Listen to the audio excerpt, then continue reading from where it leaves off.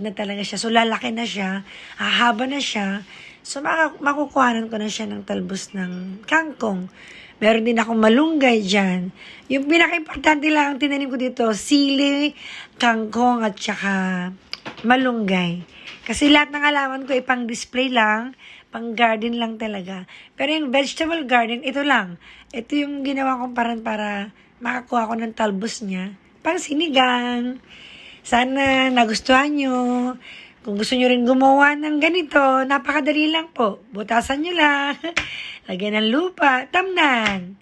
Instead na itapon mo yung stem ng kangkong, itanim na lang dyan. So, ayan. Salamat po sa panonood. Sana nagustuhan nyo.